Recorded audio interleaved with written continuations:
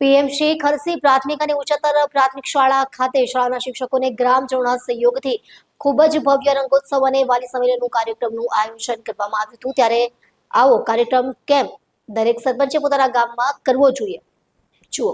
આદિવાસી વિસ્તારના બાળકોને આગળ વધવું હોય તો સૌથી સારું માધ્યમ શિક્ષણ છે, પરંતુ આદિવાસી વિસ્તારના બાળકો શિક્ષણ પ્રત્યે વધુ રસ લેતા થાય તે માટે સર્વપ્રથમ એમના વાલીઓએ જાગૃત થવાની જરૂર છે અને આની શરૂઆત પ્રાથમિક શાળાથી જ થવી જોઈએ। ત્યારે પીએમ શ્રી ખરસી પ્રાથમિક અને ઉચ્ચતર પ્રાથમિક શાળાના શિક્ષકો અને ગામના અગ્રણીઓ દ્વારા ખૂબ જ ભવ્ય રંગોત્સવ અને વાલી સંમેલનનું આયોજન કરવામાં આવ્યું હતું, જેમાં બાળકોને ગ્રામજનોએ સુંદર નાટકો, આદિવાસી નૃત્ય, ગ્રામિક નાચનું અને ગરબા રજૂ કરીને લોકોના મન મોહી લીધા હતા। ત્યારે આવો કાર્યક્રમ દરેક ગામના સરપંચો પોતાના ગામમાં કરે તો ખરેખર શિક્ષણ પ્રત્યે જાગૃતિ આવે, એમાં કોઈ શંકાને સ્થાન નથી।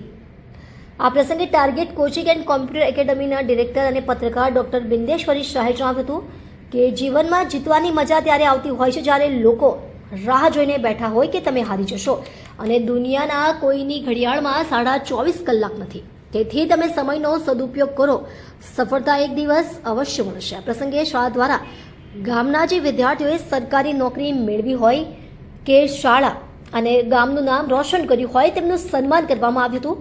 આ પ્રસંગે પૂર્વ મંત્રી કાંતિભાઈ ગામિત, સોનગઢ કોલેજના આચાર્ય રાજેશભાઈ પટેલ, ડોલવણ કોલેજના આચાર્ય રાકેશભાઈ અને સોનગઢ પોલીસ સ્ટેશનના પીઆઈ વી.કે. પટેલ સાહેબ વિશેષ ઉપસ્થિત હતા।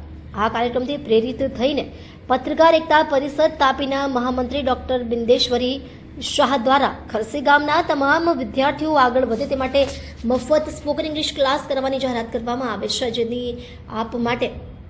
જેની માટે આપ 9979391495 નંબર પર કોલ કરી પોતાનું નામ નોંધાવી શકો છો।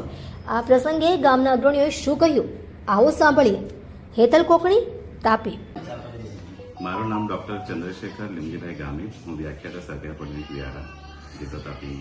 શું કહેશો, એક શિક્ષિત વ્યક્તિ તરીકે ગામમાં જ્યારે આ કાર્યક્રમ થયો છે અને કઈ નજરથી જુઓ છો?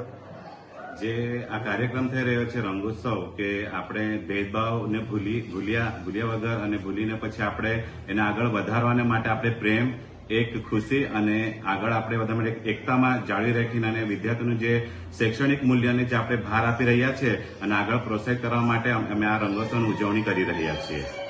આ કાર્યક્રમ થકી દરેક લોકોને શું સંદેશ આપશો કે શું કરવું જોઈએ?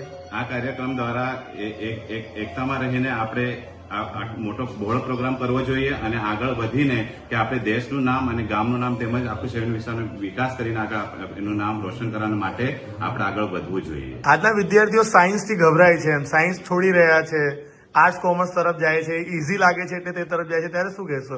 એક ડોક્ટર તરીકે શું કહેશો?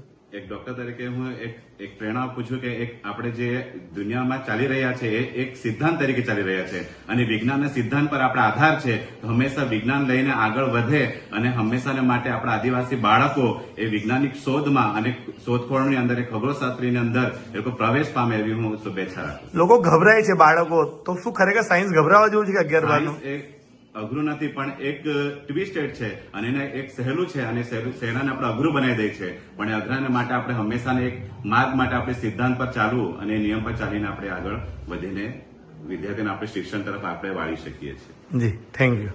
મારું નામ પ્રકાશકુમાર લીમજીભાઈ ગામિત, ગામ ખરસી, તાલુકો સોનગઢ, જિલ્લો તાપી। આજે શું કાર્યક્રમ હતો ખરસી શાળામાં?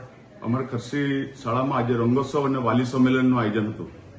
શું કહેવા માંગો, સમાજને શું સંદેશો આપશો આ કાર્યક્રમ થકી? આ કાર્યક્રમ થકી માતા પિતા અને બાળકોમાં એક કૌશલ્ય વધે અને તેમજ આ તમામ ગામોમાં પણ કાર્યક્રમ થાય એ ઉદ્દેશથી અમે દરેક ગામના સરપંચશ્રીઓ તેમજ અહીં વક્તાઓને હાજર રાખી અમે આ એક કાર્યક્રમને સફળતાપૂર્વક પાર પાડવા માટે આયોજન કર્યું હતું। કાર્યક્રમને સફળ બનાવવા બદલ શિક્ષકો, ગ્રામજનો અને તમામ વિદ્યાર્થીઓ, વાલીઓને શું કહેશો?